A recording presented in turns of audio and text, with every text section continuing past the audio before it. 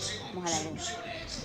Visto informativo y de opinión, con elementos de lenguaje, salud, sexo y violencia, apto para todo público.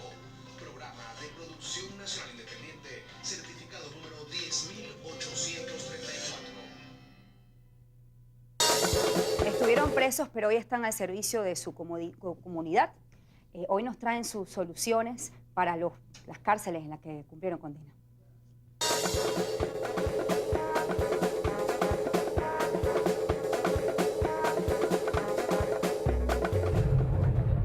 Lo que recuerdo claro es la oscuridad y el mal olor de una cárcel.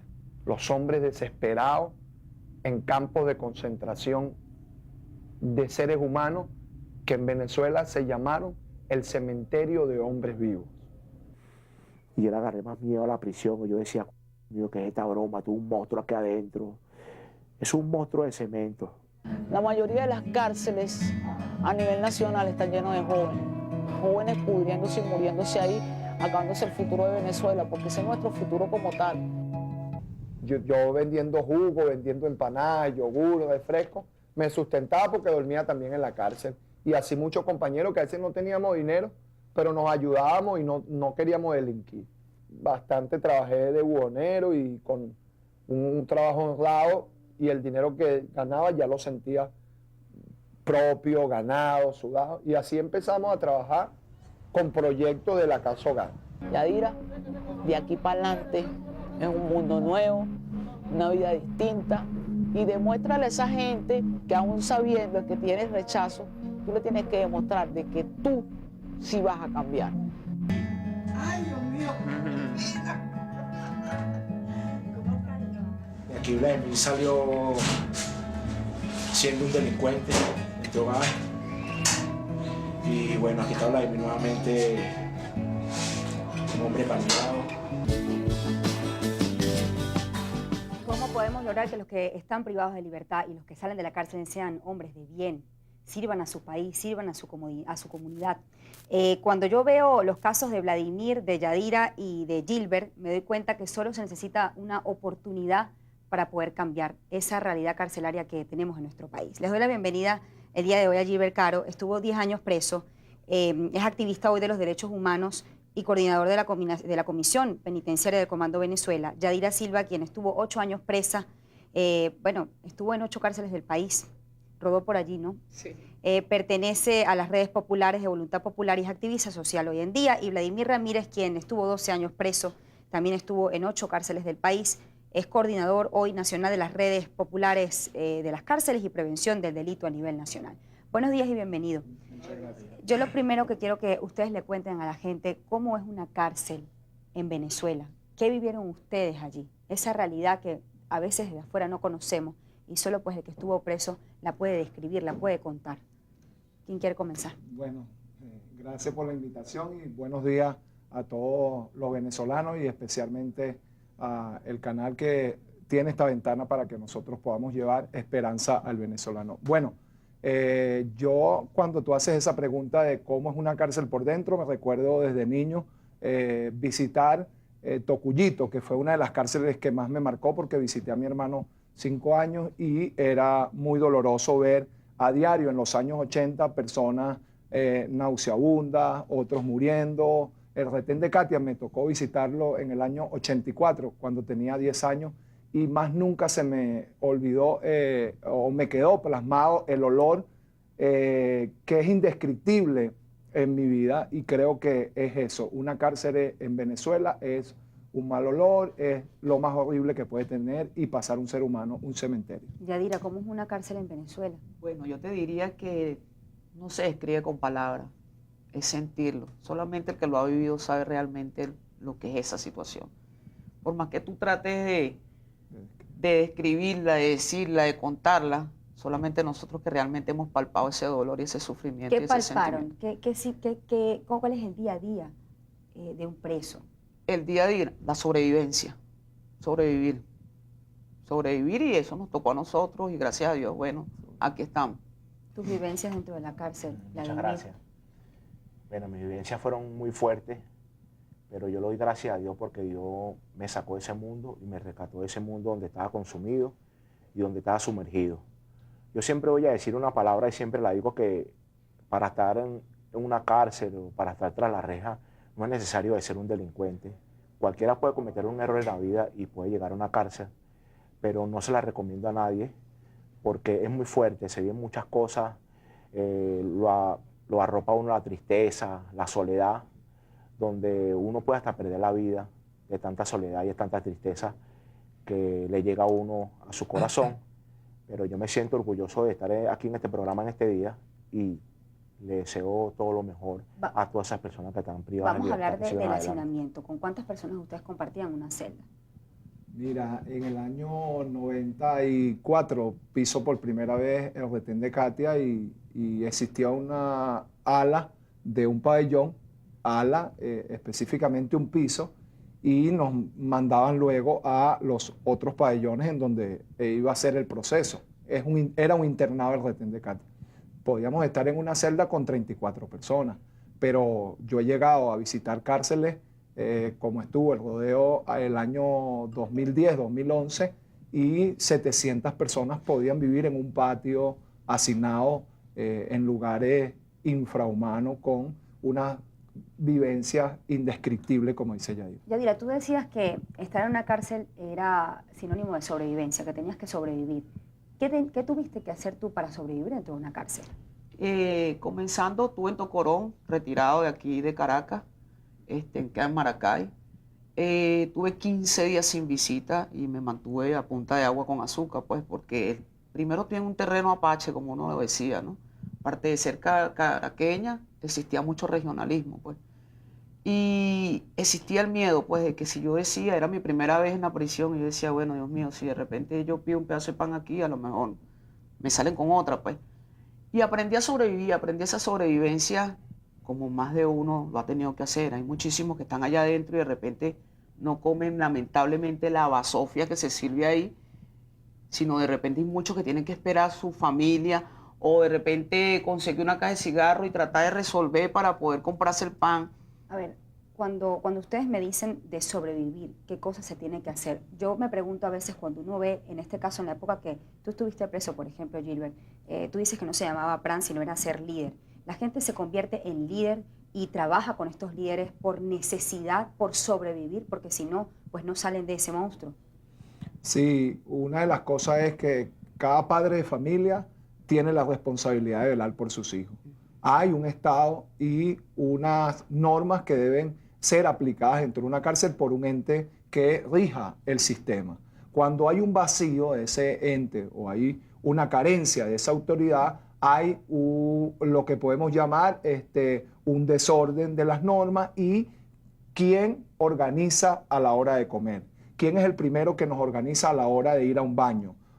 Cuando no hay un régimen, existe esa problemática y la sobrevivencia dentro de la cárcel es total desde que tú entras para ver en dónde vas, porque cuando una persona entra a prisión tiene que, no es que va a ir una celda y te toca esta celda número tal, no.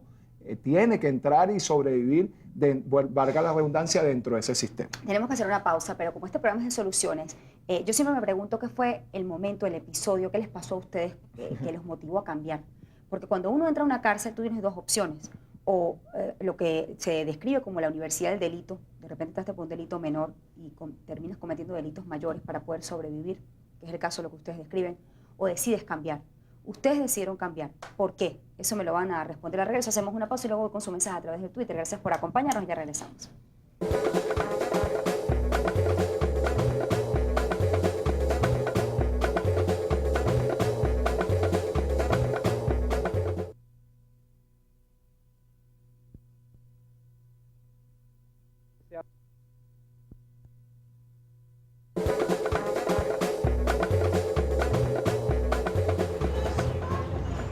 Dijimos, ¿por qué no hacer una casa hogar en donde el que no quiere volver para su barrio, que no quiere seguir siendo delincuente, que se venga para ahí? Y nosotros le damos techo, comida, y es lo único que iba a trabajar y estudiar. Pero también quiero ir más allá, después que la persona esté reinsertada, que la mayoría de las personas que han sido delincuentes nos ayuden a aplacar la delincuencia en nuestro país. Personas que fuimos delincuentes, rescatando a delincuentes.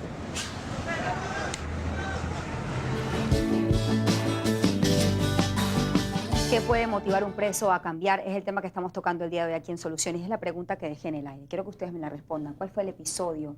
¿Qué experiencia vivieron dentro de la cárcel? ¿Cuánto ustedes estuvieron dentro de la cárcel antes de cambiar? ¿Y qué los llevó a tomar esa decisión, Vladimir? Bueno, yo duré muchos años en la cárcel para buscar de cambiar mi vida, pero una noche dije que ya era basta, que yo tenía que seguir por el camino bueno. Yo recuerdo que siempre decía que cuando yo estaba en el mundo de la delincuencia que yo lo tenía todo, pero mentira, estaba equivocado. Cuando uno está en el mundo de la delincuencia, uno tiene el poder es al momento, pero mañana uno no sabe dónde uno puede estar. Y yo tomé esa decisión de cambiar mi vida por mis hijas. Tengo una hija de 7 y una hija de 9, que las amo y las adoro mucho, pero ¿cómo hago yo para querer a mis hijas? ¿Y cómo hago yo para querer a mi familia? ¿Cómo hago yo para querer a mi madre? O a las personas que nos rodean? Primero que todo tiene que quererse uno. O sea, yo tomé la iniciativa de quererme yo primero para poder querer a otra persona. Y esa fue la iniciativa de cambiar mi vida y dije, hasta aquí llego yo y no voy a seguir más en este mundo. ¿Cuándo decide Yadira cambiar? En Mira, medio de ese entorno. A ver, ¿cómo van a Sí, en explicar medio cómo de se ese logra entorno, después que tenía como 3 años y medio más o menos, y mis hijos me visitaban y me decían, mami, ya, te necesitamos. Pero era la sobrevivencia de que nunca tampoco estuve en un penal como tal, pues siempre salía de traslado de diferentes penales del país. Y un día normal, dije, bueno, ya, yo creo que ya está bueno. Yo pienso que no debo llenarme de rencor aquí adentro y debo trabajar hacia un futuro que está allá afuera, que eran mis hijos, que son el motor de mi vida. A ellos les debo el seguir aquí y el mantenerme. Gilbert, ¿qué te motivó a cambiar? Sí, mira, yo estuve 22 meses en un calabozo sin ver el sol, sin ver la lluvia. Y un día fue un fiscal y nosotros pusimos garita. Y yo tenía una pañoleta de los Estados Unidos, una escopeta, unos lentes. Y muchísimos años tenía el corazón como una piedra, ¿no? Él fue una vez y nos preguntó que cuáles eran las inquietudes que nosotros sentíamos. Y yo le dije, bueno, ¿usted quiere ver cuáles son nuestras inquietudes?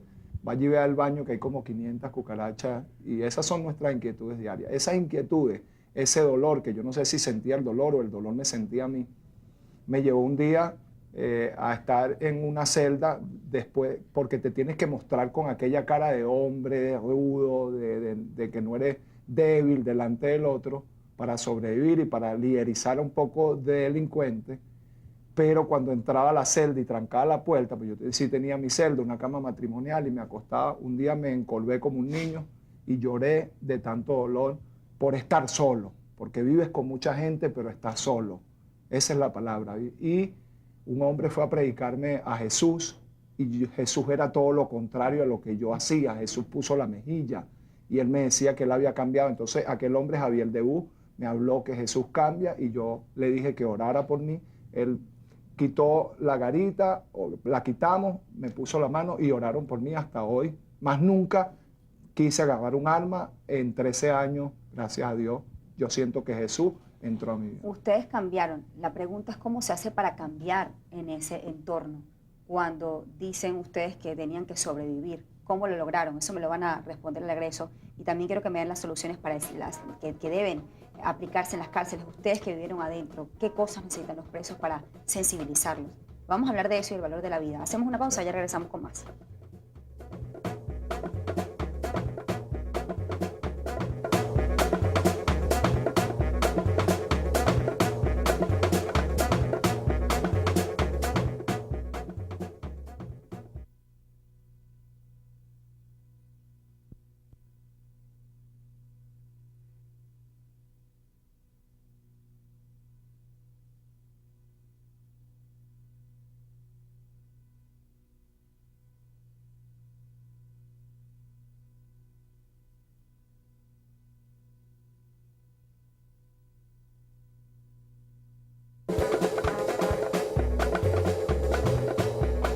¿Cómo podemos lograr que los que están privados de libertad sean hombres de bien, sirvan a su comunidad, sirvan a su país? Hoy tengo aquí 3 ejemplos. Me parece muy aleccionador que ustedes cuenten sus vivencias y sobre todo las soluciones. ¿Qué necesita un preso para poder cambiar en medio de ese entorno?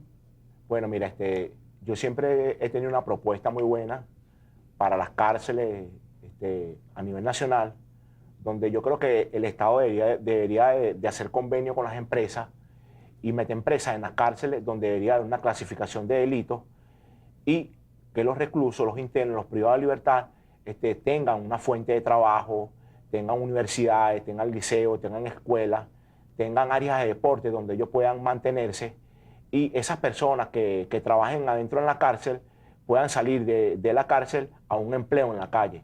Porque muchos privados de libertad que salen de las cárceles hoy en día salen a la calle y no hayan para dónde agarrar porque se sienten despreciados y entonces vuelven a caer otra vez en la misma. Pero yo creo que debería haber un convenio el Estado con empresas privadas para que ellos trabajen y puedan subsistir a su familia y subsistirse ellos en las calles. Yadira, el ocio es lo peor que le puede pasar a un preso. Estar 24 horas sin hacer nada.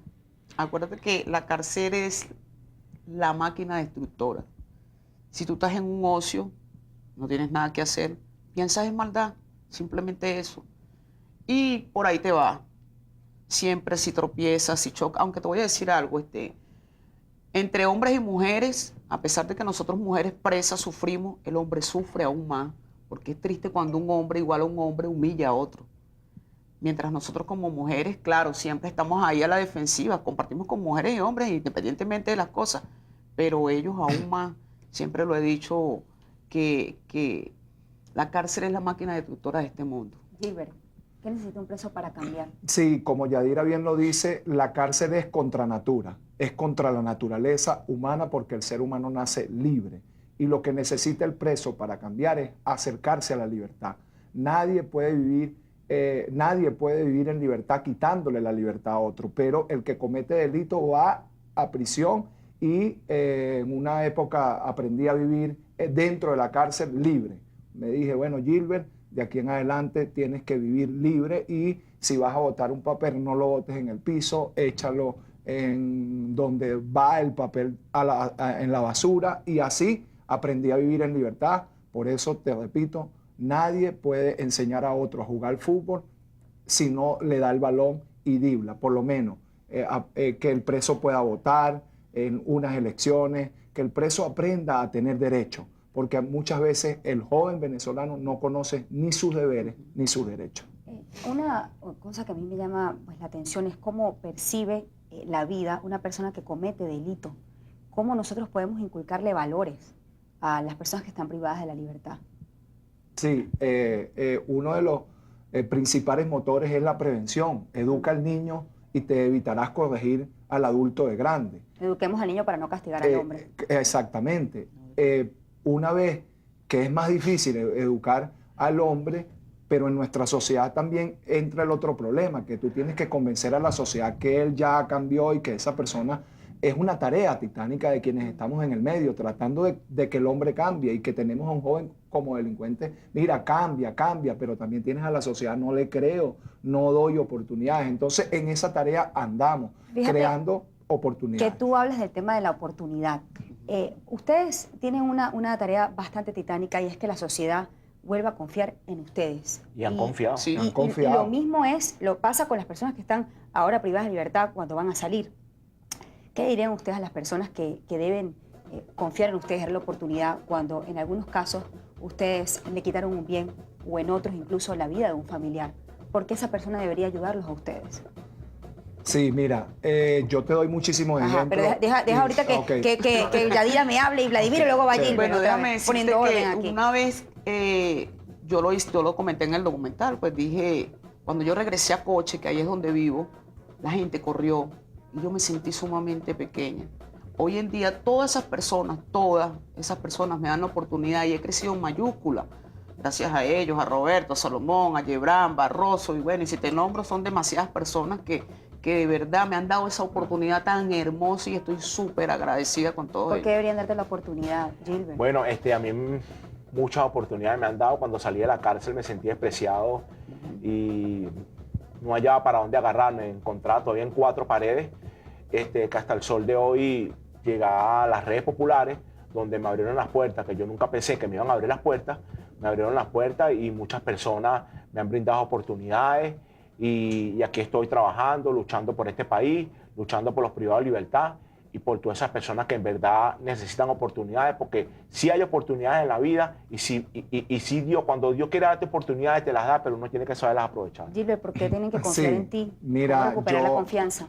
A muchísimas personas he ayudado y he prevenido muchísimos homicidios, muchísimos delitos. En la prisión le salvé la vida a muchísimas personas porque como nuestras manos pueden haber estado para destruir, hoy están para edificar y aquí están estas manos para construir un mejor país y dar soluciones a otros. En especial le doy muchísimas gracias a quienes han creído en nosotros, al señor Free de Tiendas Pro Player, a Lucila Bellutini, a Nicolás Cárdenas, a mis compañeros de trabajo, a Leopoldo López, toda esa gente hermosa, y usted pare de contar, como Sí, Morela Gómez, que son hermosísimas Tengo personas que han creído en despedir. nosotros. Gracias por habernos acompañado. Su Yo iba a decir las testimonio. cosas. Me ibas a decir algo para cerrar, pero ya me tengo que Sí, ir. para Dime. cerrar lo que iba a decir. Dale. Dime. Bueno, mira, recuerda que ya este domingo es el Día de las Madres y quisiera darle una felicitación a todas las madres de Venezuela, especialmente a mi madre y especialmente a Yadira, que es mi amiga, que la quiero mucho.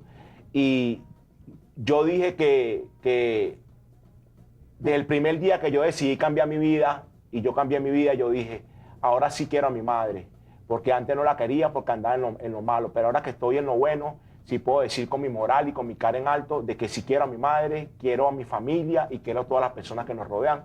Que Dios lo bendiga a todos y le mando un gran saludo a las redes populares y Que tu seguiremos testimonio adelante. vaya por delante. Definitivamente ustedes son un testimonio leccionador. Me doy cuenta que cuando uno le da la oportunidad y la herramienta, cuando uno cambia un arma por una herramienta de trabajo, cuando le da un libro a un niño, definitivamente podemos lograr que la gente cambie. Y esa es la solución Y para que que vean cambie el nuestro documental. sistema penitenciario. Gracias por habernos acompañado el día de hoy. Gracias a ustedes por su Gracias a testimonio. ti. Gracias.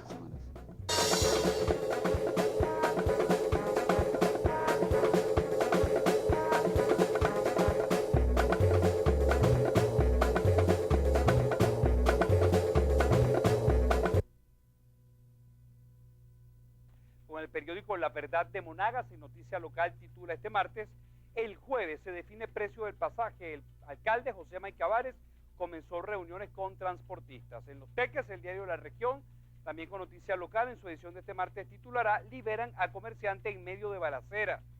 Secuestradores huyeron al caerse a tiros con el Cuerpo de Investigaciones Científicas en Los Teques. Explican que el señor cautivo en una zona boscosa dentro de una carpa fue rescatado. Se trata del propietario de una venta de repuestos que había sido plaqueado el pasado jueves en la carretera Panamericana, y esto ocurrió tras un enfrentamiento a tiros entre funcionarios del Cuerpo de Investigaciones Científicas y los delincuentes. Vamos a Valencia, el periódico Noche y Tarde, también con información local, titulará mañana: complot financiero contra gobernaciones y alcaldías, título que entrará entre comillas porque será una declaración del diputado Mata.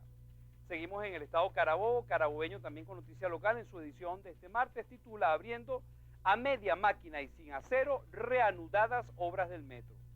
Por cierto, Carabobeño también publica la foto de lo que muchos llaman tornado, aquí está, que se vio en Chacao hoy en Caracas, sorprendente, impresionante. El nombre científico realmente no es tornado, vale decir, es una tromba. Vamos al estado Lara, el diario El Impulso, también con Noticia Local, titula mañana: universidades van a paro. Y con foto la celebración, el recibimiento del equipo campeón, titulan los campeones en casa. En Barinas, el periódico La Prensa de Barinas, en su primera página de mañana, titulará: Adán Chávez ordenó cierre del programa de Laure Nicotra. Presionó a dueños de Radio Sensacional 94.7 FM. Y cerramos con un periódico de Maracaibo, el diario Versión Final, que también con Noticia Local titulará: exigen sacar de Maracaibo el retén y la cárcel nacional. Bien, vamos ahora a revisar la prensa deportiva. Meridiano este martes estará en las calles de Venezuela con esta portada, titulará: adiós a la temporada.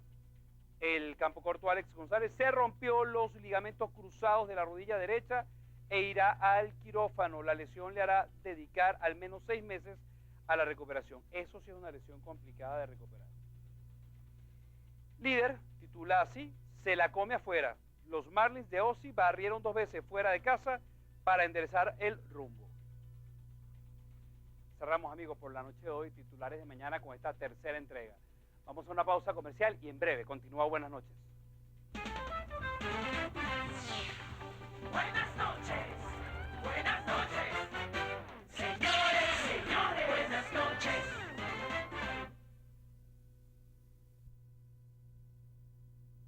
Caracas y Miami a las 16 horas. Solo por NTN 24. Noticias sin parar.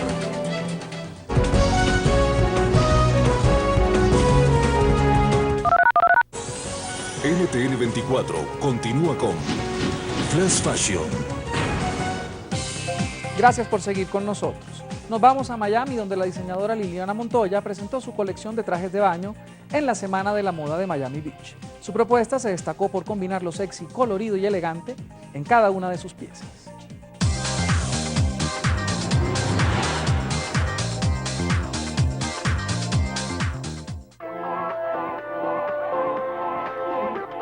Liliana Montoya presentó Genuine Limited Edition de Montoya Swimwear, conformada por 40 estilos diferentes confeccionados con la más alta calidad, además de finos detalles hechos a mano, como bordados, cremalleras en oro y apliques en lentejuela. Estamos aquí presentando nuestra colección, la pasarela Miami Fashion Week, y es una colección realizada con muchísimo amor, con muchísimo cariño para todas las mujeres latinas que se sienten sexys, que se sienten divinas, que tienen esa confidencia, esa actitud para portar un vestido de baño. No tienen que tener el supercuerpo, pero eso sí, las curvas que son las latinas que nos identifican. Inspirada en países latinoamericanos como Perú y México, esta joven latina se posiciona aún más en la industria de la moda con Genuine, su tercera colección cargada de estampados en flores y animal en cebra y tigre para crear el efecto de una segunda piel.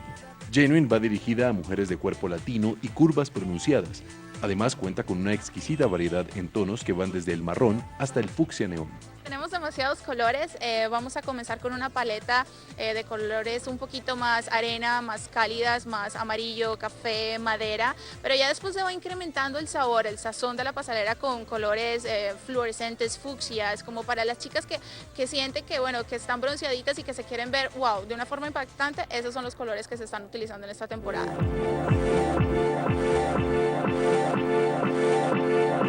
Según medios especializados, la diseñadora aspira a que su firma Montoya Swimwear se convierta en el Victoria's Secret de las latinas.